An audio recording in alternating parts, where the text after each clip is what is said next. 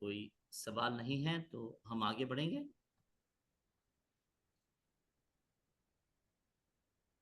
Okay brother. Yes. So last time we saw in Numbers chapter 11, the people beginning to move from Mount Sinai. और पिछले बार हमने इस बात पे मनन किया कि 11वां अध्याय जो था गिनती का, उसमें लोग सीनै पर्वत से आगे बढ़ जा रहे थे, निकलते जा रहे थे। As soon as they began to move, they began to complain. और जैसे ही वे वहां से आगे बढ़ गए तो फिर वे निंदा करने यानी कुड़कुड़ाने लगे। So as we continue the story in the book of Numbers, we are watching the transition from one generation to the second. तो जब हम गिनती की किताब का अध्ययन जारी रखे हुए हैं, तो एक पीढ़ी से दूसरे पीढ़ी में जो बदलाव हो रहा है उसे हम गिनती की किताब में देखते हैं। And we will learn many important lessons when we compare these generations. और जब हम इन पीढ़ियों को तुलनात्मक अध्ययन करेंगे तो हम बहुत सारे अच्छी वस्तुएं सीख पाएंगे। So before we see some of those lessons, let me share with you the link for our notes once again. It's here in the chat. और और उन शिक्षाओं में जाने के पहले जो हमारा अध्ययन है उससे संबंधित बातों को मैं अभी चैट में इस लिंक को भेज दिया हूं, आप उसे देख सकते हैं। And today I just added this new note in this folder.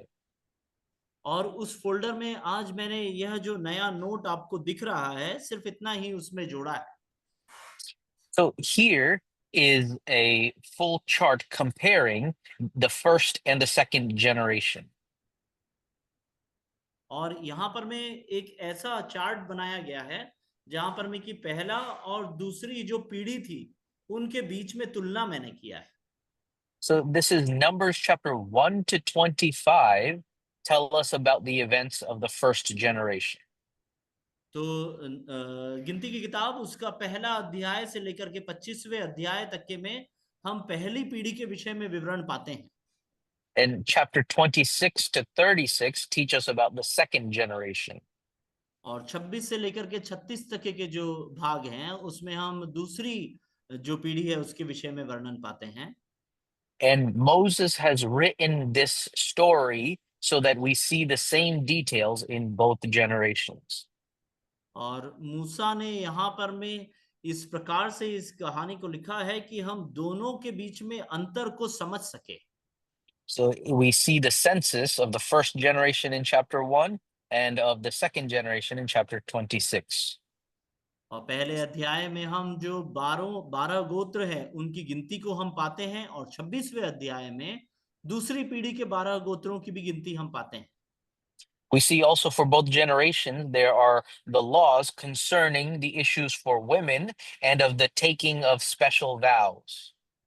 और हम पाते हैं कि दोनों पीढ़ियों के विषय में जो स्त्रियों से संबंधित नियम है और खास जो प्रतिज्ञाएं करते हैं उनके संबंध में भी हम अध्यायों को पाते हैं। We see that there are laws concerning the offerings, and then there's the actual celebration of Passover and instructions for the future celebrations of Passover.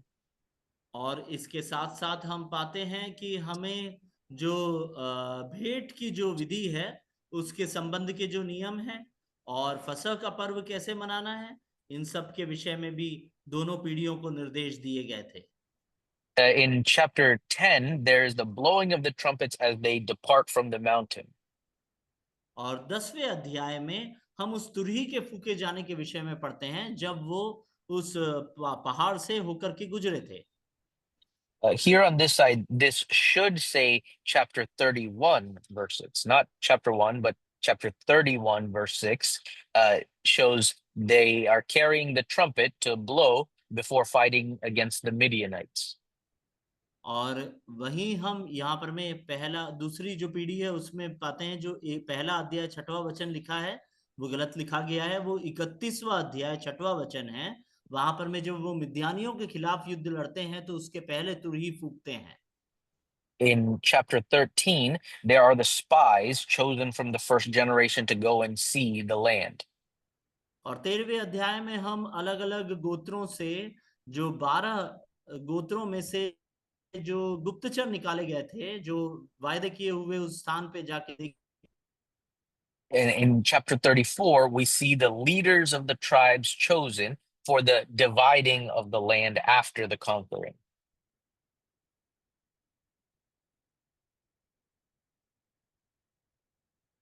गया, जिसके आधार पर में जब उन्होंने जो वायदा किया हुआ स्थान को प्राप्त किया था, उसका बंटवारा उनके बीच में कैसा होता है। Yeah, we see the story of the failed uh, attempt of taking the land, and then that story is retold and summarized in the second half of the book. और हम जो विद्रोह वहां पर में हो जाता है, जिसके कारण की पुरानी पीढ़ी में मृत्यु आती है, उसके बारे में हम 13 और 14वें अध्याय में पढ़ते हैं। 32वें अध्याय में वही कहानी दोहराई जाती है। And all the places that the first generation saw as they were traveling in the wilderness, those places are retold in chapter 33. और वो सारी जगह या वो स्थान जहां पर में पहली पीढ़ी के लोग गए, वे सारी जगहों को दोबारा से नई पीढ़ी में 33वें अध्याय में उन्हीं जगहों का वर्णन हम प्राप्त करते हैं। And we see again on the both sides the provisions that have to be made for the Levites and their cities. और लेवियों और उनके जो शहर है, उनके लिए क्या प्रावधान करना है, क्या प्रायोजन करना है, उन प्रायोजनों के विषय में हम दोनों पीढ़ियों में वर्णन पाते हैं। And we see the battles and the victory against the kings that are outside of the promised land, and these things are told again in the second generation. और पहली पीढ़ी में हम जो बाहर जो वायदा किया हुआ देश है, प्रदेश है, उसके बाहर के राजाओं के ऊपर जो जय प्राप्त की है, उसके विषय में वर्णन पाते हैं। और नए जो पीढ़ी है, उनके साथ भी वही वस्तु होते हुए हम देखते हैं। And the final story of the first generation is how the Midianites and the Moabites caused the first generation to sin in the wilderness. और जो अंतिम कहानी उस पुरानी पीढ़ी के विषय में या घटनाक्रम जिसका वर्णन हम पाते हैं, वो यह है कि किस प्रकार से मिद्यानियों ने इसराइलियों को पाप के लिए बुला लिया या आकर्षित कर लिया। And before the second generation can continue their journey, they must go and fight a war against these Midianites. और उसके बाद में जो दूसरी पीढ़ी है, वो अपनी उस यात्रा को जारी रखने के पहले परमेश्वर के आदेश के अनुसार उन मिद्यानियों से युद्ध करना होने। And the reason Moses has put all of these details together is so that we understand God's plan and purpose for both generations is the same.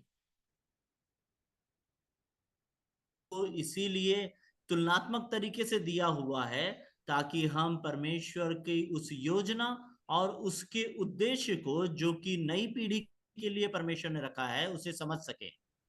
What we find throughout the history of the Old Testament is that Israel continues to fail their purpose for God. और हम जो पुराने नियम के संपूर्ण इतिहास में एक ही वस्तु प्राप्त करते हैं कि परमेश्वर का इसराइल के प्रति जो उद्देश्य था, उसे करने में वे विफल रहे। But God graciously continues his relationship with them and does not take away their purpose from them. पर परमेश्वर अनुग्रह के साथ में उनके साथ में अपने संबंध को जारी रखता है और उस उद्देश्य को उनके जीवनों में से छीन नहीं लेता। This first generation is a picture of what Israel's failures look like. और ये जो पहली पीढ़ी है, वो उस बात का चित्रण है कि इज़राइल की विफलताएं किस प्रकार दिखती है। And this second generation is a picture of what their faithfulness looks like. और ये जो दूसरी पीढ़ी है, वो इस बात का चित्रण है कि उनकी विश्वास योग्यता कैसी दिखती है। And in the history of the Old Testament, we see many, many generations of failure and few generations of faithfulness. और इतिहास में हम बहुत सी पीढ़ियों को देखते हैं जो बहुत विफलताओं का भाग रही, और बहुत ही कम ऐसी पीढ़ियों को देखते हैं But जो अपने उद्देश्यों में सफल हुए। these things are recorded here so that we can understand how we ourselves should be faithful and avoid failure. और ये चीजों को यहाँ पर में इसीलिए लिखा गया है ताकि उसके द्वारा हम ये समझ सके कि हम किस प्रकार से विश्वास योग्य ठहर करके विफलता से अपने जीवनों में बच सकते हैं। We as New Testament believers also share some of the purpose that God gave to Israel. और नए नियम के विश्वासी होने के नाते हम भी परमेश्वर के द्वारा इस्राएलियों को दिए हुए उद्देश्य के कुछ उद्देश्यों के भागीदार जरूर हैं। God said to Abraham, I will bless your descendants, and in your descendants, all the families of the earth will be blessed. परमेश्वर ने अब्राहम से कहा कि मैं तेरी पीढ़ियों को आशीष दूंगा और तुझ में सारी पीढ़ियां आशीष पाएंगी। In the New Testament, Paul says, all of us who believe are blessed with Abraham, the believer. और नए नियम में पौलुस इस प्रकार से कहता है कि हम सब जो विश्वास करते हैं वो अब्राहम के साथ आशीष पाए हैं। And God has commanded us to go into all the nations and to share the truth of the gospel message. और परमेश्वर ने हमें यह आज्ञा दी है कि हम सारे संसार में सारे सभी राष्ट्रों में जाकर के उस सच्चाई के सुसमाचार को उनके साथ बांटे। So, just like Israel, we are given the purpose of being a blessing to the people of the world. और इज़राइल के ही समान हमें भी यह काम दिया गया है कि हम इस संसार के लोगों के लिए आशीष का कारण बने। This does not mean that we are the same as Israel. The New Testament church is different than Israel. इसका अर्थ बिल्कुल भी यह नहीं है कि हम इज़राइल के ही समान हैं। नया नियम का जो कलीसिया है वो इज़राइल से बहुत भिन्न है। But even though we are different, we should learn what are the things that are the same. और हम ये जानते हैं कि हम उनसे भिन्न हैं, उसके बावजूद भी हमें यह सीखना चाहिए कि हमारी उनके साथ समानताएं क्या है। Uh, Paul tells us in the New Testament that the things of the Old Testament are written as an example for us. पौलुस नए नियम में बताता है कि पुराने नियम की बातें हमें उदाहरण के तौर पे दी गई है। So we should learn the story of this first generation as a warning against our failures. तो इसीलिए इस पहली पीढ़ी की जो बातें हैं, उनकी जो विफलताएं हैं, उन्हें हमें एक चेतावनी के तौर पे ग्रहण करना चाहिए। And we can learn from this second generation what faithfulness looks like. और इस दूसरी पीढ़ी के द्वारा हम इस बात को सीख सकते हैं कि विश्वास योग्यता कैसी होती है। So, how God wants Israel to live is different than how he wants the New Testament believers to live. तो परमेश्वर इज़राइल को कैसे रहना चाहता क्या है कि इज़राइल ऐसा रहे, उससे बहुत बहुत भिन्न है जो हम जो नए नियम के विश्वासी है, हमारी चाल चलन कैसी होना चाहिए उससे। They eat different things, they wear different clothes, and they have different holidays.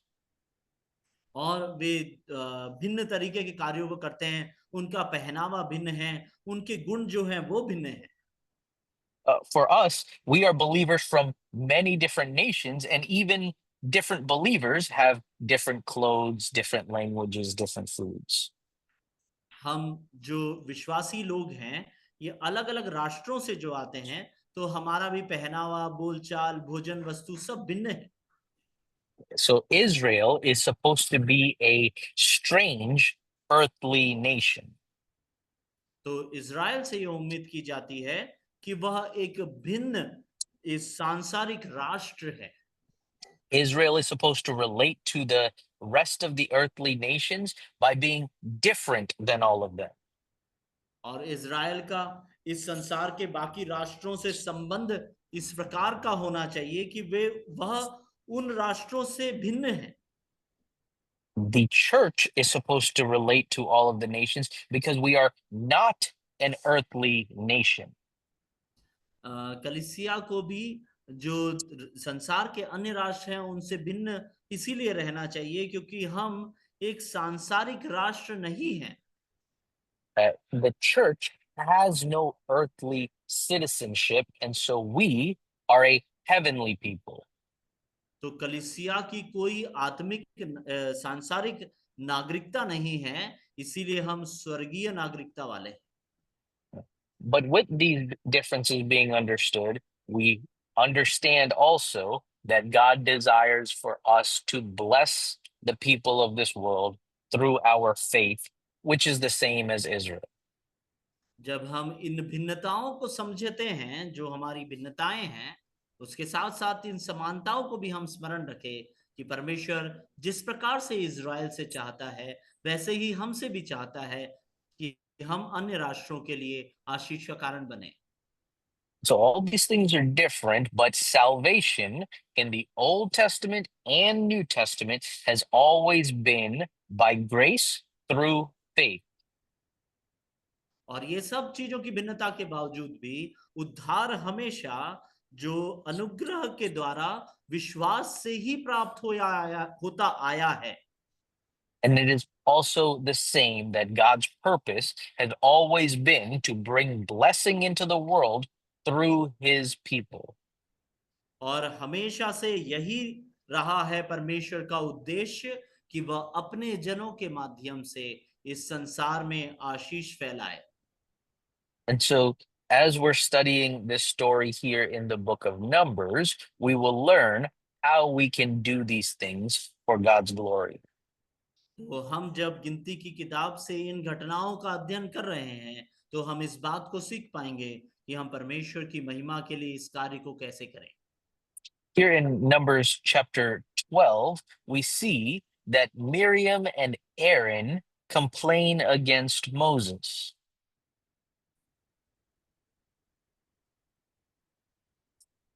इस गिनती की किताब के इस अध्यायों में जब हम देखते हैं, तो हम यह पाते हैं कि किस प्रकार से मिरियम और हारून मूसा के खिलाफ कुड़कुड़ाते हैं। They these the sister and brother of Moses are asking, why is it that God speaks alone to Moses? और ये जो भाई और बहन है मूसा के, ये इस प्रकार का एक सवाल उठा रहे हैं कि ऐसा क्यों है कि परमेश्वर सिर्फ मूसा से ही बातें करता है। In verse 1, we are told their cause of being upset is because he had married a foreign woman. और पहला वचन हमें यह बताता है कि वे इसीलिए नाराज थे क्योंकि उसने एक विदेशी महिला से विवाह कर लिया था। 12वें अध्याय का पहला वचन। And they ask, hasn't God spoken through us as well? तो वे पूछते हैं, क्या यहोवा हमसे भी बातें नहीं किया है? This is true because in Exodus chapter 15, Miriam was one who led the singing of the people of God. और निर्गमन की किताब उसके 15वें अध्याय में हम पाते हैं कि मिरियम ने परमेश्वर के जनों के उस गीत गाने के बात को उसका नेतृत्व किया था, यानी यह बात सच है। And in Numbers chapter 6, we read the blessing that God gave to Aaron to speak over the people. और गिनती की किताब 6वें अध्याय में हम पढ़ते हैं कि किस प्रकार से परमेश्वर ने हारून को वो आशीष दिया कि वह अपने लोगों के बीच में बातें कर सके। So they asked, hasn't God's word come also through us? इसीलिए वो ये सवाल पूछते हैं, क्या प्रभु का वचन हमारे पास भी नहीं पहुंचा? In God then replies to the both of them in verse 6 through 8, and we can read that. और 12वें अध्याय के 6 से लेकर के 8वें वचन तक के में हम पाते हैं कि परमेश्वर उन्हें उत्तर देते हैं।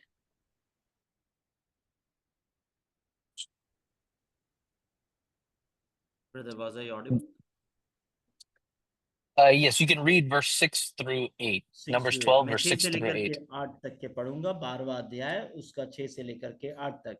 तब यहोवा ने कहा, मेरी बातें सुनो, यदि तुम में कोई नबी हो तो उस पर मैं यहोवा दर्शन के द्वारा अपने आप को प्रकट करूंगा या स्वप्न में उससे बातें करूंगा। परंतु मेरा दास मूसा ऐसा नहीं है, वह तो मेरे सब घराने में विश्वास योग्य है। उससे मैं गुप्त रीति से नहीं परंतु आमने सामने और प्रत्यक्ष होकर बातें करता हूँ। और वह यहोवा का स्वरूप निहारने पाता है, इसलिए तुम मेरे दास मूसा की निंदा करते हुए क्यों नहीं डरे? But one major detail that we see of this generation is an unwillingness to heed God's prophet. परमेश्वर के भविष्यवक्ता को आदर करना न करना, यह हम इस पीढ़ी की एक बहुत बड़ी कमी को देखते हैं इसमें। Moses is God's chosen instrument to deliver his word to the people. परमेश्वर ने मूसा को चुन करके वह पात्र ठहराया जिसके द्वारा वह अपने जनों के बीच में अपनी बातों को कह सके। And numerous times we see this first generation, including Miriam and Aaron, grumble or complain against Moses. और बहुत से बार हम बार बार इस बात को देखते हैं कि ये जो पीढ़ी है जिसमें हारून और मिरियम भी सम्मिलित होकर के मूसा के खिलाफ बार बार कुड़कुड़ाते हैं। This is one major disqualifying feature of this first generation. और इस पहली पीढ़ी की एक बहुत ही खराब एक गुण ये है। We should understand what is the equivalent of this for us New Testament believers. और इसका हम नए नए नियम के विश्वासी जो हैं उनके लिए क्या सीख है इसमें से? We know that the Lord Jesus Christ is the prophet, like Moses, that God has raised up. हम यह जानते हैं कि मूसा के समान ही प्रभु यीशु मसीह वो भविष्यवक्ता है जिसे परमेश्वर ने उठाया। The Lord Jesus has said to his disciples, all the things that I spoke to you, the Holy Spirit will bring to your remembrance. और प्रभु यीशु मसीह ने अपने शिष्यों से कहा कि जो बातें मैं तुम्हें बता रहा हूँ, पवित्र आत्मा तुम्हें उन बातों की स्मरण दिलाएगी। So for us in the New Testament, the words of the Lord Jesus Christ are recorded by the apostles in the New Testament scriptures. तो हम जो नए नियम के विश्वासी हैं, हम लोगों के लिए प्रभु यीशु मसीह के जो वचन हैं उन्हें प्रेरितों के द्वारा लिख करके इन वचनों में दिया गया है। So we should understand a mark of failure or unfaithfulness is a refusal to listen to the words of Scripture. और हमें इसीलिए यह समझना जरूरी है कि अविश्वास योग्यता जो है वो एक तरीके का विफलता की निशानी है जो कि हमें परमेश्वर के प्रति हम करते हैं। When we refuse to study the Word of God, or worse, when we refuse to obey the Word of God, then we are acting like this first generation in the wilderness. जब हम इस वचन को जो परमेश्वर का वचन है उसे पढ़ने से इनकार कर देते हैं या फिर उससे भी बुरा जब हम उसके अनुरूप जीवन जीना छोड़ देते हैं तो हम इस पहली पीढ़ी के लोगों के समान हो जाते हैं। God has spoken to us, His people. परमेश्वर ने हम जो उसके लोग हैं हमसे बातें किया है। It is an unfaithfulness for us to refuse to care for what He has said or to obey what He has said. वह हमारी अविश्वास योग्यता है कि उसने हमें जिन बातों का आदेश दिया है उसकी हम परवाह भी नहीं करते या उसके अनुरूप नहीं चलते। तो We see that even Miriam and Aaron are punished for this. हम इस बात को देखते हैं कि परमेश्वर ने मरियम और हारून तक को इसका दंड दिया। And Miriam is struck with leprosy for 7 days while the people mourn and pray for her. और हम ये देखते हैं कि मरियम को 7 दिन तक कोढ़ हो जाता है जब तक लोग उसके लिए रो के प्रार्थना करते हैं।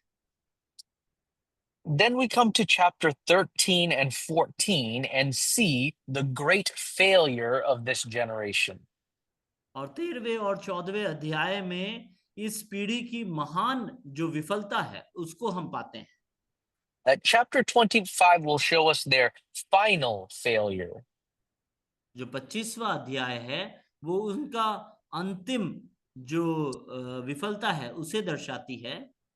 But that final failure will only be an expression of the failure of their hearts that we read in chapter 13. पर वो जो अंतिम विफलता है वह सिर्फ जो 13वें अध्याय में उनकी जो विफलता थी उसका एक प्रारूप या उसका एक परिणाम मात्र है। So chapter 13 and 14 show us the failure and sinfulness within, and chapter 25 shows us how this is displayed outwardly. तो 13 और 14वां जो अध्याय है वो हमें बताता है कि हमारे अंदर पाप किस प्रकार से है, और जो अंतिम भाग है 25वें अध्याय में वो ये बताता है कि उसका परिणाम या उसका प्रदर्शन क्या होता है। I think we all know this story well. मैं मानता हूं कि हम सबों को ये भाग बहुत अच्छे से मालूम है।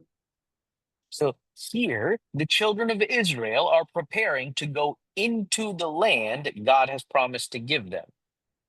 और यहाँ पर में इज़राइल की जो संतान है वो उस स्थान पर जिसका वायदा परमेश्वर ने उनके उन्हें देने के लिए किया है वहां जाने की तैयारी में। Chapter 13, verse 2, the Lord has says, send the spies into the land which I am going to give to the sons of Israel. और 13वां अध्याय उसके दूसरे वचन में परमेश्वर कहते हैं कनान देश जिससे मैं इसराइलियों को देता हूं उसका भेद लेने के लिए पुरुषों को भेज। The promise of God since Abraham is, I will give you this land. Abraham के समय से परमेश्वर की यह वायदा है कि यह जगह मैं तुझे देता हूं। God has told them that he will go before them to give the victory. हमारा परमेश्वर उन्हें बता देता है कि वो उनके आगे आगे चलेगा उन्हें जय विजय दिलाने के लिए। So this is a moment that they have been waiting for hundreds of years since the day of Abraham. और ये वह क्षण आ गया है जिसका इंतजार वे अब्राहम के समय काल से कर रहे थे। Since Genesis 15, God has promised that this land will be theirs. और उत्पत्ति की किताब उसके 15वें अध्याय से परमेश्वर ने इसका वायदा कर दिया था कि यह स्थान यह जगह तुम्हारा है।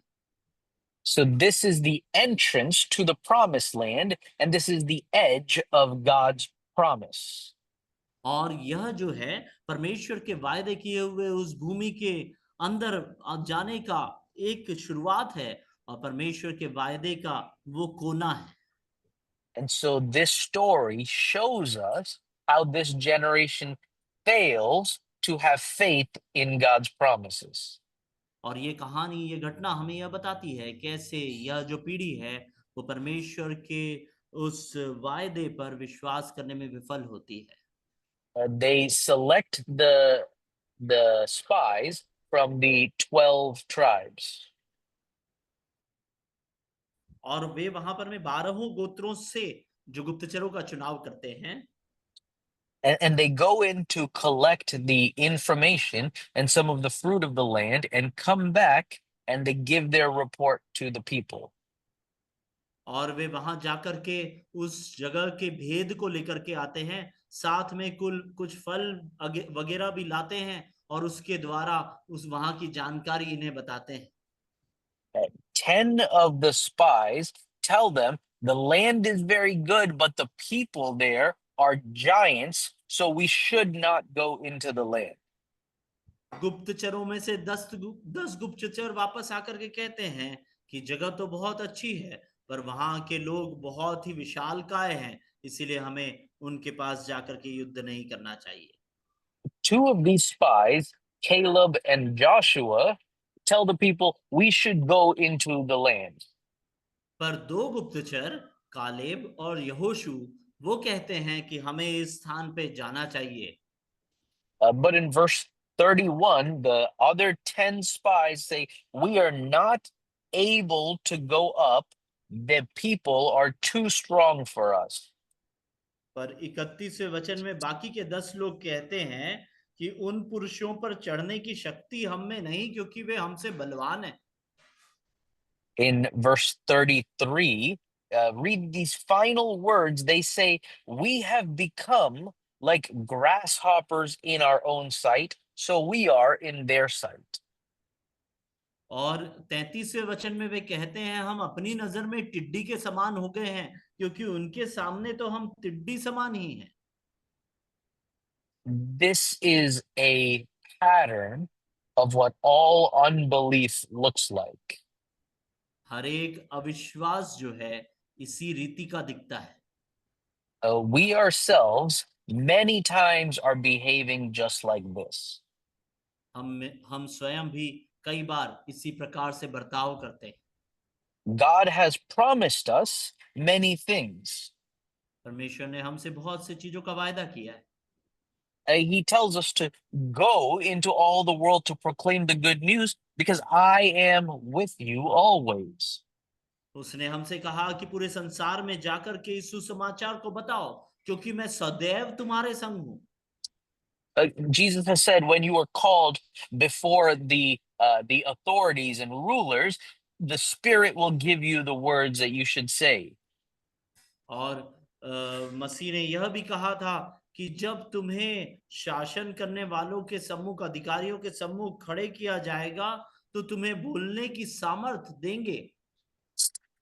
But we often fail to do the things that God wants because of our fear.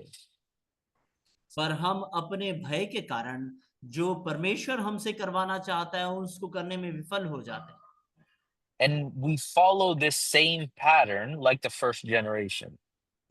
और पहले जो पीढ़ी के लोग हैं, उन्होंने जिस रीति से यहाँ व्यवहार किया, बर्ताव किया, वैसा ही बर्ताव हम भी कर बैठते हैं। So let us name this pattern so that we can recognize it in our own lives. हम इस रीति को एक नाम दे देते हैं, ताकि हमारे जीवनों में जब भी वो हो तो हम उसे पहचान पाए। Step one, we look at the situation around us. पहले चरण में हम अपने आसपास में जो परिस्थिति है उसे देखते हैं। Uh, this is like them going into the land to spy out what the enemies look like. ये ठीक उसी प्रकार से है, मान लो वे गुप्तचर लोग वहां जाकर के वहां का भेद लेने गए हों। Step two, we say how the situation makes us to feel. और जो दूसरी बात है, वो वहां की परिस्थितियां हमें कैसा महसूस कराती है। They say here in verse 33, we became like grasshoppers in our own sight. 33वें वचन में वे कहते हैं, हम हमारी दृष्टि में टिड्डी के समान हो गए। So they are saying our identity is determined by our circumstances. और पर वे वहां पर में ये कह रहे हैं कि हमारी पहचान जो है वो हमारी परिस्थिति पर आधारित है। It does not matter what God has said about us. What matters is the situation that tells us who we are. और वे लोग ये कहते हैं, परमेश्वर हमारे विषय में जो कहता है उसके कोई भी मायने नहीं है, उसकी क्या कीमत है, कुछ भी नहीं। पर परिस्थिति क्या है, उसके अनुसार हमारी स्थिति है। In our own lives, we often forget that God has said, my grace is sufficient for you. हमारे जीवनों में अक्सर हम यह भूल जाते हैं कि वह परमेश्वर ही है जिसने यह कहा है कि मेरा अनुग्रह तुम्हारे लिए काफी है। Many times we say, God, I cannot handle this situation. कई बार हम यह कहने लग जाते हैं, प्रभु इस परिस्थिति का मैं सामना कर ही नहीं सकता। God has told us that He will always provide a way of escape for us. परमेश्वर ने हमें सदैव कहा है कि वह हमारे लिए मार्ग निकालेगा। But sometimes we say to God, God, I could not avoid committing this sin. पर हम कई बार परमेश्वर से यह कहते हैं, प्रभु इस पाप को रोकने में मैं असमर्थ हो गया था।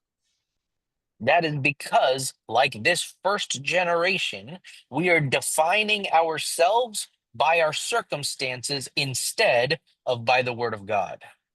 वह इसीलिए है कि हम इस पहली पीढ़ी के समान अपनी जो परिभाषा है वो अपनी परिस्थितियों के आधार पर रचते जा रहे हैं।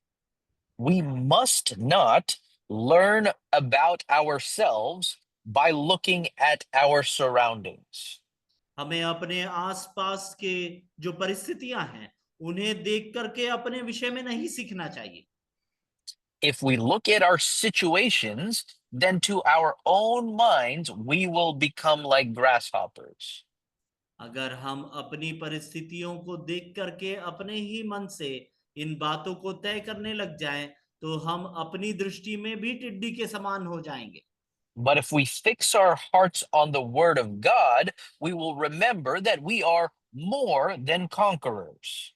पर अगर हम अपने मनों को परमेश्वर के वचन पर लगाएंगे, तो हम इस बात को समझ पाएंगे कि हम उसमें जयवंत से भी बढ़कर हैं। And so this is a serious lesson that we must learn so that we do not fail. तो यह एक बहुत ही गंभीर शिक्षा है जिसे हमें प्राप्त करना चाहिए ताकि हम विफल न हो जाएं। We must learn to trust what God has said despite what our eyes are telling us. हमारी आंखें हमें चाहे कुछ भी क्यों ना बताती हो, हमें परमेश्वर ने जो कहा है उस पर पूरा भरोसा करने की शिक्षा लेनी होगी। Chapter 14 shows us what happens when the people refuse to listen to God. और अध्याय 14 हमें यह बताता है कि जब लोग परमेश्वर की आज्ञा को नजरअंदाज करते हैं तो क्या होता है।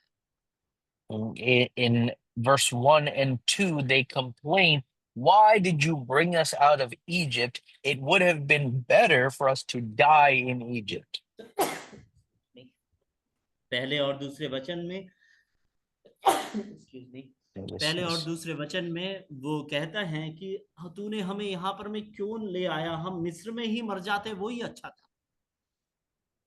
One mark of a unfaithful heart is that we will say it's better for us to go back before to a previous situation than to obey God going forward. एक अविश्वासी हृदय का एक चिन्ह, यह पहला बड़ा चिन्ह यह है कि वो अक्सर यह कहता है कि हम परमेश्वर के विश्वास में आने के पहले बेहतर थे हम वहीं वापस चले जाएं।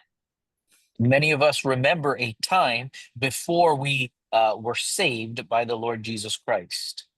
हम में से बहुत लोग ऐसे हैं जिन्हें वो समय याद होगा जब हम प्रभु यीशु मसीह के विश्वास में आने के पहले का जो समय था।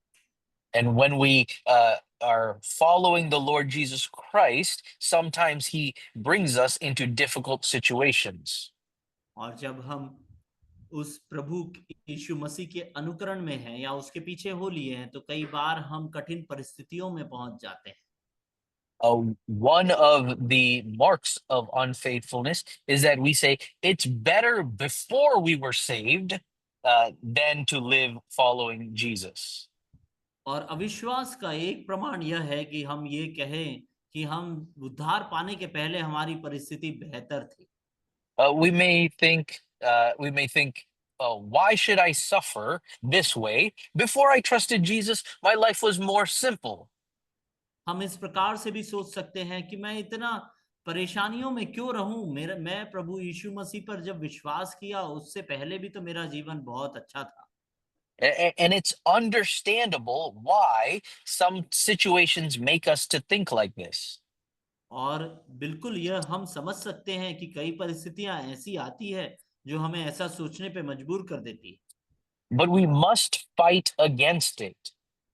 पर हमें उसके विरोध में युद्ध करना चाहिए। Caleb and Joshua experienced the same fear as the other spies. Caleb और यहोशू ने भी बाकी गुप्तचरों के समान उस भय को देखा होगा, But they chose to trust God's promises then rather than to live by that fear.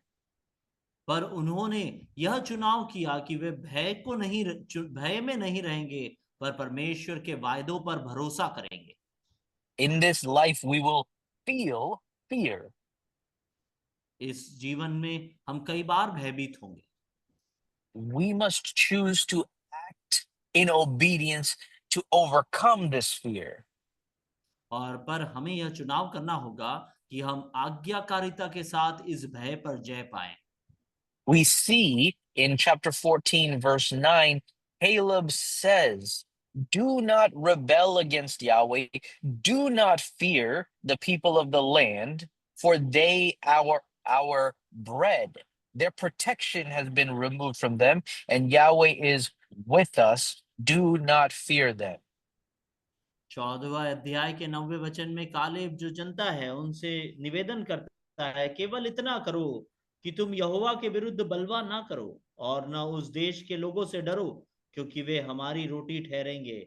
छाया उनके ऊपर से हट गई है और यहोवा हमारे संग है, उनसे न डरो। In the previous chapter, the other spies said, these inhabitants, they will devour us. और जो पहला जो इसके पहले का जो अध्याय था वहां पर में बाकी के 10 गुप्तचर ये कह रहे थे कि ये जो लोग हैं ये हमें खा लेंगे। When we look around at our struggles, sometimes we think that we will be consumed.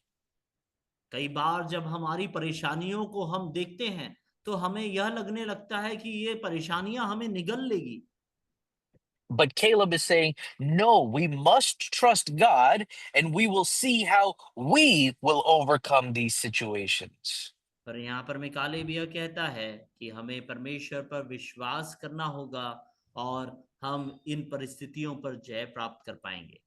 So we are learning that the antidote to fear is faith. और हम इस बात को सीख रहे हैं यहाँ पर में कि भय के विपरीत भय से लड़ने के लिए सबसे अच्छी दवाई जो है वो है विश्वास। We don't need to overcome fear by being strong, having our own strength or courage. हमें भय पर विजय प्राप्त करने के लिए स्वयं की सामर्थ्य या बहुत बलवान होना जरूरी नहीं। Instead, we read in Joshua chapter 1, God says to be strong and courageous by remembering all that I have told you. पर हम यहोशू की किताब उसके पहले अध्याय पहले वचन में पढ़ते हैं कि ढाढ़स रख और दृढ़ हो जा उन बातों को स्मरण करके जिन्हें मैंने तुझे बताई है।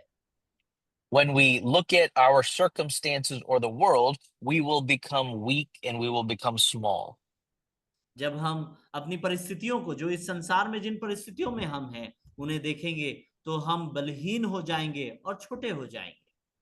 When we listen to God's word, we will become strong and able to be courageous in God's strength. और जब हम परमेश्वर के वचन को ध्यान देंगे तो हम दृढ़ हो जाएंगे, सामर्थी होंगे और इस संसार में उस सामर्थ के साथ में बढ़ पाएंगे। Here in chapter 14, the Lord is ready to destroy Israel for their lack of belief. और उनकी अविश्वास के लिए इस 14वें अध्याय में परमेश्वर इस्राएल को नाश करने के लिए तैयार है। In verse 11, we read a very important lesson. और 11वां जो वचन है उसमें हमें बहुत महत्वपूर्ण शिक्षा हमें मिलती है। When we read this story, it sounds as though the people are rejecting God's promise, the promised land. और जब हम इस घटना को पढ़ते हैं तो हमको ऐसा प्रतीत होता है कि लोग परमेश्वर के किए हुए उस वायदे को और उस वायदा किए हुई भूमि को भी तिरस्कार कर रहे हैं। It sounds like they are saying, we hear what God wants to give us, but we don't want that gift. और उसको पढ़ने से ऐसा लगता है मान लो वे कह रहे हैं कि हम ये सब कुछ सुन तो रहे हैं पर हमें ये कोई वायदा किया हुआ जगह चाहिए ही नहीं। But God says something else is happening. पर परमेश्वर तो उसे दूसरे तरह से देखते हैं और कहते हैं यहाँ तो कुछ और ही हुआ है। God does not say this people has rejected my promises. यहाँ परमेश्वर यह नहीं कहते कि इन लोगों ने मेरे वायदे का तिरस्कार किया है। In verse 11, the Lord says to Moses, how long will this people reject me? 11वें वचन में परमेश्वर मूसा से कहते हैं कब तक ये लोग मेरा तिरस्कार करते रहेंगे। It says, how long will they not believe in me? और वो कहते हैं कि कब तक मुझ पर वे विश्वास नहीं करेंगे। So failure to obey God's promises or God's commands is a sign of our rejection of God himself. और हमारी परमेश्वर की आज्ञाओं का पालन करने में विफलता जो है वो हमारा परमेश्वर का तिरस्कार के तौर पे गिना जाता है। Many times we say, I don't want to do that, and it's okay. I don't want the things God is trying to give me. और कई बार हम ऐसा कहते हैं, मैं वह कार्य नहीं करना चाहता, और उसमें परमेश्वर जो मुझे दे रहा है मुझे वो चीज चाहिए भी नहीं। When we are anxious, and scripture says, do not be anxious for anything, we think we are just rejecting peace. और जब हम व्याकुल होते हैं और परमेश्वर का वचन हमें यह कहता है कि व्याकुल न मत हो, तो हम जब व्याकुल होते हैं तो हम ये सोचते हैं मैं शांति का ही तिरस्कार कर रहा हूं। We will say, uh, I know God is telling me not to be anxious, but I must be anxious in this situation. हम इस प्रकार से कहते हैं, मैं जानता हूं कि प्रभु कहते हैं कि व्याकुल मत हो, पर इस परिस्थिति में तो मुझे व्याकुल होना ही पड़ेगा। And we say, I may not be obeying God here, but what I am losing out on is peace. God tells me not to be anxious, but I will remain unpeaceful. और हम खुद ही यह निर्णय भी ले लेते हैं कि यहाँ पर मैं, हो सकता है प्रभु ने कहा है कि व्याकुल मत हो, पर यहाँ व्याकुल होकर के मैं तो सिर्फ अपनी शांति ही खो रहा हूं। The problem is that we are not simply rejecting peace. The problem is we are rejecting God when we refuse to fight against our anxiety. पर यहाँ पर में दिक्कत वह नहीं है, परेशानी वह नहीं है कि हम अपनी शांति को भंग कर रहे हैं, पर परमेश्वर ने जब हमसे कहा है व्याकुल मत हो, और व्याकुल होकर के जब हम व्याकुल होते हैं तो हम परमेश्वर का ही तिरस्कार कर रहे हैं। God is not simply desiring to give Israel the promised land, He is desiring to give them Himself. परमेश्वर का यह उद्देश्य नहीं है, यह इच्छा नहीं है कि वह इसराइल को सिर्फ वो वायदा किया हुई भूमि दे, पर परमेश्वर की इच्छा यह है कि अपने आप को इसराइल को दे दे। God is not simply trying to give us relief from our anxiety, He is trying to give us Himself. परमेश्वर हमें हमारी व्याकुलताओं से छुटकारा मात्र नहीं देना चाह रहे, पर परमेश्वर हमें स्वयं को हमारे लिए देना चाह रहे हैं। When we refuse to fight against our anxiety, it is the same as the children of Israel refusing to fight against these Canaanites. और जब हम अपनी व्याकुलताओं से युद्ध करने से तिरस्कार करते हैं, तो वह ठीक उसी प्रकार का तिरस्कार होता है जैसा कि इन यहूदियों ने उन कनानियों के खिलाफ युद्ध करने से किया था, इसराइलियों ने कनानियों के खिलाफ युद्ध करने से तिरस्कार किया था। We often think or pray, God, just take these problems away. हम कई बार इस प्रकार से प्रार्थना करते हैं कि हे प्रभु इन परेशानियों को दूर कर दे, Or if God, you are not going to take these problems away, then let me go back to my former life. और हे प्रभु अगर इस परेशानी को तू मुझसे दूर नहीं करता है तो मैं अपने पुराने जीवन में लौट जाता हूं। But that is the attitude of an unfaithful heart. पर वह जो है एक अविश्वासी हृदय के गुण है। God leaves these enemies there so that the generation of Israel can fight against them. परमेश्वर ने उन शत्रुओं को वहां पर में इसीलिए रखा था ताकि परमेश्वर के जन इजरायली उनसे युद्ध कर सके। God is leaving our problems and our anxieties in our lives so that we can fight against them. परमेश्वर ने हमारे जीवनों में उन परेशानियों को, उन दिक्कतों को, उन व्याकुलताओं को इसीलिए रखा है ताकि हम उनके खिलाफ लड़ सके। So we must have the heart that is like Caleb and Joshua and go fight against these things for the sake of receiving God Himself. और हमारा मन कालेब और जोशुआ के मन जैसा होना चाहिए ताकि हम इन चीजों के विरुद्ध में लड़ सके और परमेश्वर से उन वस्तुओं को प्राप्त कर सके। So a wicked generation is one who wants to have their problems taken away or wants to run away from their problems. तो एक बुरी पीढ़ी वह पीढ़ी है जो चाहती है कि उनकी सारी परेशानियां दूर हो जाए, या फिर ऐसी पीढ़ी जो उन परेशानियों से दूर भाग जाए।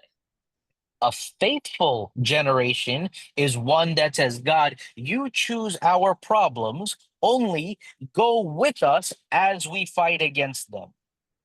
और एक विश्वास योग्य पीढ़ी वह है जो यह कहती है कि तू हमारे इन परेशानियों में हमारे साथ में बना रहे, जब हम इन परेशानियों से लड़ते हैं तब। If we are filled with faith, we will not ask God to take away our problems. We will say, God, be with us in the midst of fighting these things. अगर हम अपने जीवनों में विश्वास से भरे हैं, तो हम परमेश्वर से कभी भी ये नहीं कहेंगे कि इन परेशानियों को दूर कर दे, पर हम परमेश्वर से यही विनती करेंगे कि जब हम इन परेशानियों से जूझते हैं, तब प्रभु तू हमारे साथ बना रहे। In the book of Joshua, we see the second generation with faith go in and conquer the promised land. और यहोशू की किताब में हम उस दूसरी पीढ़ी को देखते हैं जो विश्वास के द्वारा उस जगह को जो परमेश्वर ने वायदा किया था युद्ध करके जीतती है। We must conclude our lesson here by showing that Moses must intercede for the people. और इस बात को यहाँ पर में देखकर हम आज के अध्ययन को समाप्त कर सकते हैं कि मूसा को इनके लिए मध्यस्थता करना जरूरी है। The Lord is about to destroy them, and Moses prays, Lord, please forgive them according to your great loving kindness. और परमेश्वर उन्हें यहाँ पर में विनाश करने जा रहे हैं, और वहां पर में मूसा प्रार्थना करता है कि प्रभु तेरी महानता के अनुसार इन पर दया कर।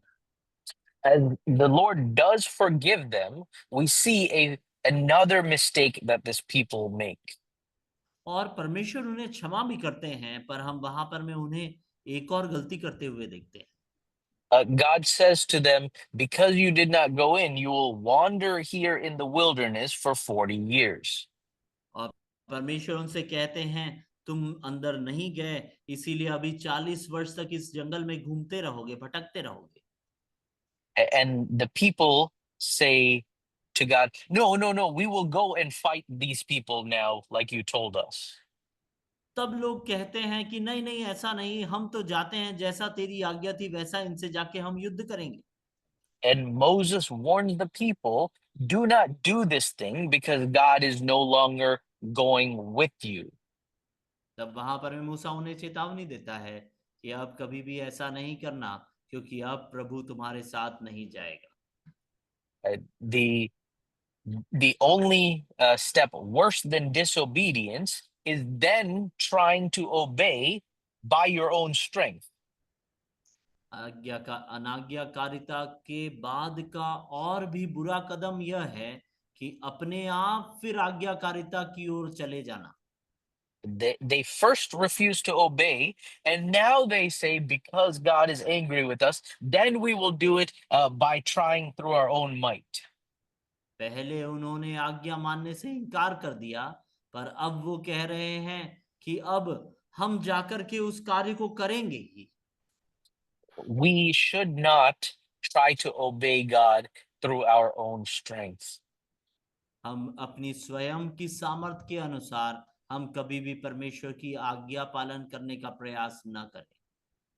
We may find ourselves in difficult situations and say, okay, we will do what we must by being strong. और कई बार अपने आप को कठिन परिस्थितियों में प्राप्त करते हुए हम कई बार ऐसा विचार कर सकते हैं कि हम अपनी सामर्थ्य से इन परिस्थितियों पर जय पाएंगे। It is not by our strength that we walk in obedience to God. परमेश्वर की आज्ञाकारिता में जो चलना है वो हम हमारी सामर्थ्य से नहीं चल सकते। And if we try to obey God in this way, we will fail just like this first generation. और अगर हम इस प्रकार से आज्ञाकारिता करने का प्रयास करें, तो इस पहली पीढ़ी के समान हम विफल हो जाएंगे। We read that they went and fought against these people and they were defeated, so they had to flee from their enemies. हम यह पढ़ते हैं कि वे इन लोगों के खिलाफ जाकर के युद्ध लड़े और फिर उन्हें पराजय का सामना करना पड़ा और वहां से वे भाग खड़े हुए। But instead, we should be like Caleb is here in this chapter. पर उनसे ठीक विपरीत हमें कालेब जैसा इस अध्याय में है वैसा बनना चाहिए। We read here in chapter 14, verse 24, about the characteristic that God is looking for. और 14वें अध्याय उसके 24वें वचन में हम वे उन चरित्रों को पाते हैं जो परमेश्वर देखना चाहता है लोगों में। In verse 24, it says, My servant Caleb has a different spirit, and he has followed me fully. और 24वें वचन में उसके विषय में कहा है, मेरे दास कालेब के साथ और ही आत्मा है और उसने पूरी रीति से मेरा अनुकरण किया है। So the difference between the first generation and the second generation is seen here in Caleb. और कालेब में हम वह अंतर पाते हैं जो पहली पीढ़ी और दूसरी पीढ़ी में है। Caleb and Joshua they are from the first generation, but they are allowed to enter with the second generation. कालिब और जो यहोशू जो है वो पहली पीढ़ी के लोग हैं, पर उन्हें दूसरी पीढ़ी के लोगों के साथ में वहां प्रवेश की अनुमति मिली। And it is not because they are the strongest, but because they had the correct spirit. और वह इसीलिए नहीं हुआ कि वे बहुत सामर्थी थे, पर इसीलिए हुआ कि उनकी आत्मा सही थी। It is not because they said, We have might, so we can go and defeat these enemies. उन्होंने यह नहीं कहा था कि हम में बहुत सामर्थ है इसीलिए हम जाकर के इन शत्रुओं को हरा देंगे, But it is because they lived by saying, God has told us to go to this place, so we will go. परंतु वह इसीलिए हुआ कि उन्होंने इस विश्वास के साथ में वो जिए कि परमेश्वर ने हमें कहा है वहां जाने के लिए, इसलिए हम जाएंगे। So in our lives, we should put aside what our eyes are telling us and what the circumstance is trying to teach us. इसीलिए हमें अपने जीवनों में हमारी आंखें और हमारी परिस्थितियां जो हमें बता रही है, सिखा रही हैं, उसे नजरअंदाज करना सीखना होगा।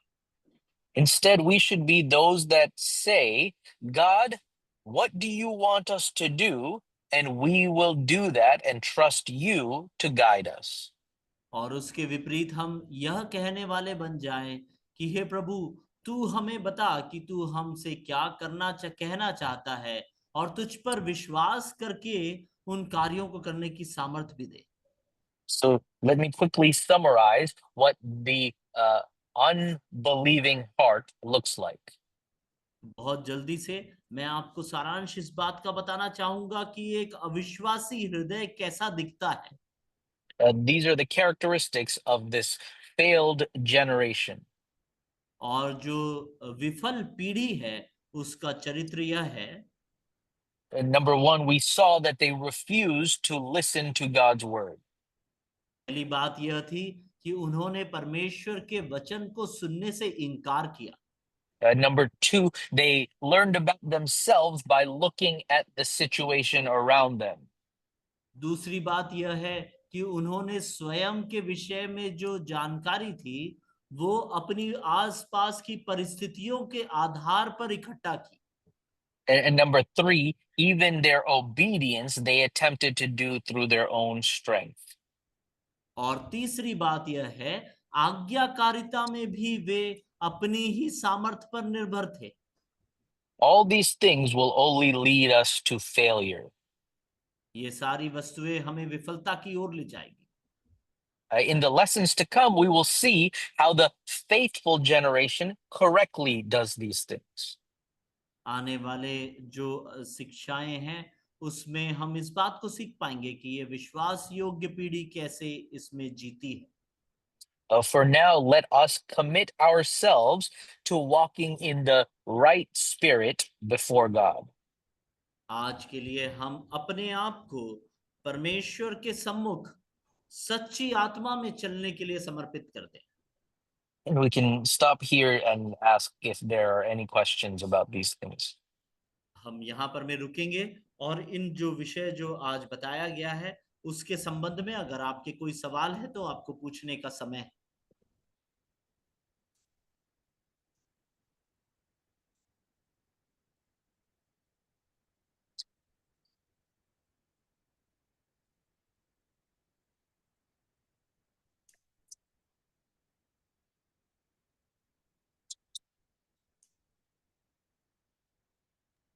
मूसा जो शादी किया था कुश्ती स्त्री का, वो कुश्ती कौन सा जाति का होता है, या वो प्रभु के लोग हैं या अन्य जाति के थे?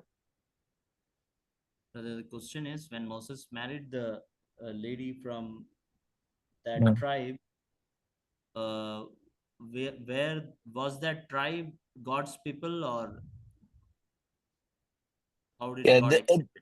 this Cushite woman was from Moses' time in the wilderness after he fled from Egypt, and we remember Jethro, his father-in-law. ये जो कुशी स्त्री थी उसके साथ में मूसा के साथ में तब से थी जब वे मिस्र से निकल के आए और जंगल में थे, और हम उसके जो ससुर है जित्रो उसके विषय में भी पढ़ते हैं। And so the people of Jethro, they were not of the people of God. और जित्रो के जो लोग हैं वे परमेश्वर की संतान नहीं थे, But we see that Jethro was a priest. पर हम ये पाते हैं जित्रो तो एक याजक था।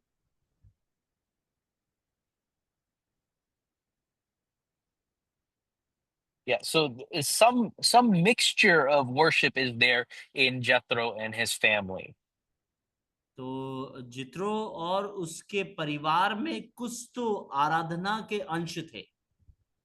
We know that God uses Jethro to speak wisdom to Moses. और हम यह भी जानते हैं कि परमेश्वर ने जित्रो का उपयोग किया कि वह मूसा को बुद्धिमानी दे। But Jethro is from those same peoples that later come to lead Israel into temptation.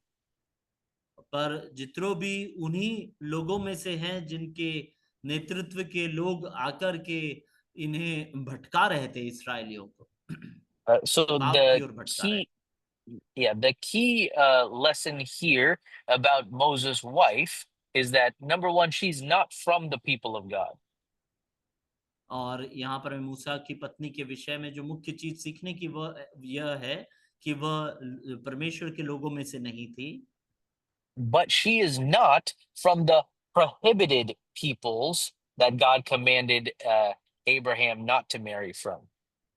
पर वो उन समुदायों में से भी नहीं थी जिनके खिलाफ परमेश्वर ने अब्राहम को आज्ञा दी थी कि उनसे ब्याह न करना। When Abraham was seeking for a wife for Isaac, he did not want to select someone from within that promised land. और जब अब्राहम अपने पुत्र के लिए पत्नी ढूंढ रहा था तो वह नहीं चाहता था कि वह पत्नी उन लोगों के बीच में से हो जिनके बीच में वो रह रहा था। Because God had already told Abraham those peoples were destined for destruction, and he was only waiting for their iniquities to reach the fullness. और क्योंकि परमेश्वर ने अब्राहम को पहले ही बता दिया था कि वह उन लोगों के विनाश करने पर है जब उनके जो पाप है वो संपूर्णता में पहुंच जाए तब। So this Cushite woman from the family of Jethro, she's from a neutral group. तो ये जो कूशी स्त्री है जो जित्रो के घराने की है, वह एक ऐसे समुदाय से है जिनके साथ शादी न करने का आदेश नहीं था। She's not from the forbidden group, but she's not one of the peoples of God. तो वो उस झुंड में से नहीं है जिससे कि शादी नहीं करना करके परमेश्वर ने आज्ञा दिया है, पर हाँ वो परमेश्वर के लोगों में से नहीं थी। Let me also say that today there are no considerations applying to us like this. आज के समय काल में इस प्रकार की कोई भी विचारधाराएं हम पर लागू नहीं होती है, यह भी मैं स्पष्ट कर दूं। God has not put any restrictions on which groups may marry together, except to say it should be one and a second believer. Only two believers should marry. और परमेश्वर ने इस प्रकार से जाति या समुदाय के बीच में विवाह का कोई प्रतिरोध नहीं रखा है। बस उसने यही कहा है कि जब एक और दो का विवाह होता है तो वे विश्वासी हैं। Today in the New Testament church, God has not prohibited any group from another marrying together. Only it should be one believing man and one believing woman.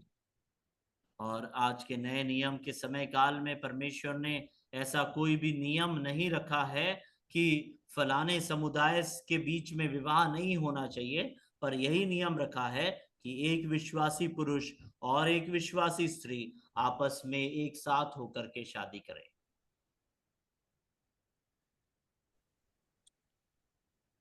मेरा सवाल है टिंकू भैया कि तो प्लीज इस तो इसका किताब में गुस्सा हम लोग हारून हारून और मरियम का गुस्सा होने का कारण कहीं यही तो नहीं शादी का वजह ये अन्य जाति से या आ, उसके कुल के नहीं थे इसी वजह से। Brother, the question is whether the Harun and Miriam, Aaron and Miriam, they were angry because he married a Kushi woman, or was that the reason why they got it? So in verse 1, chapter 12, verse 1, it says they spoke against Moses because of this Cushite woman. So Moses is explaining that's the reason they spoke against him. But when they speak against him, they don't mention her. They only mention what God is doing through Moses. So even though they are complaining and saying, it hasn't God spoken through us, Moses is telling us the real reason that they have this heart issue against him is because of the wife. देखिए, वहां 12वें अध्याय के पहले वचन में ही वो लिखा हुआ है कि इसीलिए उसने ब्याह कर लिया था, इसीलिए वे उसकी निंदा करने लगे। पर जो आगे के वचनों में हम देखते हैं, मूसा ये कहता है कि वे कहीं पर में भी उस कूशी वुमन का जिक्र नहीं करते, कूशी स्त्री का जिक्र नहीं करते कि उसके विषय में वो कह रहे हो नाराज होने में। तो मूसा इस लिखने के द्वारा यह बताना चाह रहा है कि कूशी स्त्री का के कारण नाराज जरूर हुए, पर उनके मनों में दूसरी बातें थी। उन्होंने वहां परमेश्वर ने मूसा से बातें की और हमसे बातें नहीं की क्या, इन सब विषयों के कारण वे अधिक नाराज थे। इस बात को मूसा अपने लिखने के द्वारा कहना चाह रहा है। So sometimes we behave like this or see other people behave like this, where we have a personal problem with somebody, but then we go and make some theological problem with them because we have some our own issue, but we will try to say it's, oh, God has some issue with this. That's how we wrongly behave sometimes.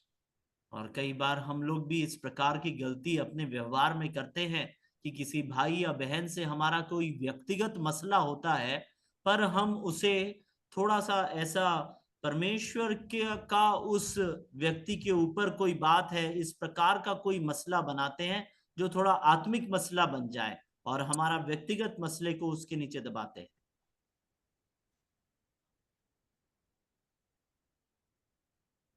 हाँ राजेश भैया।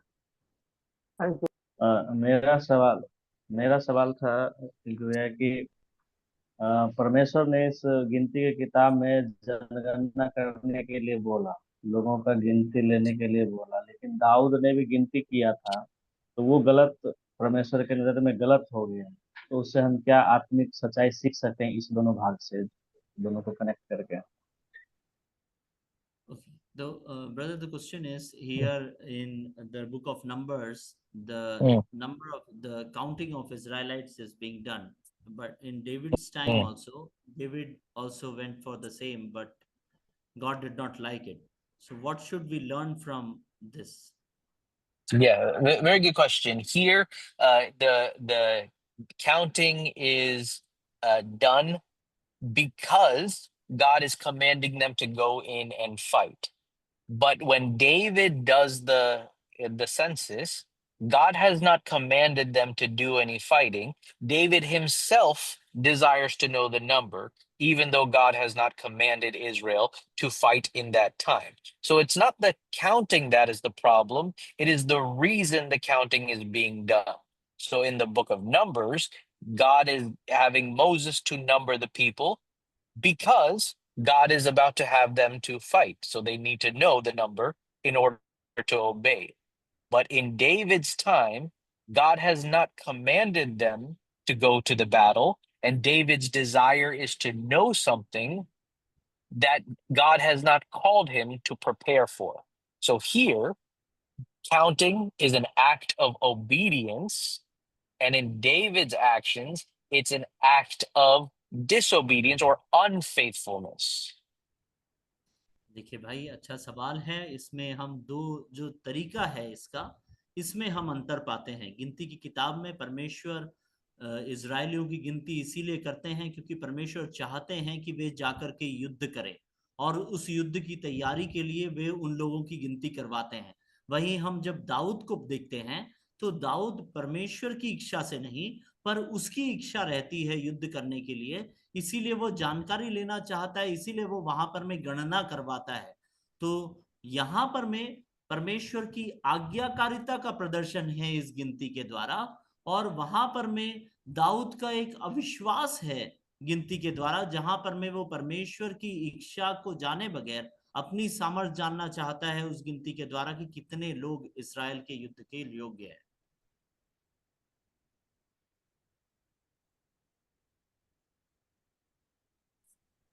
Okay, Ravi close करेंगे।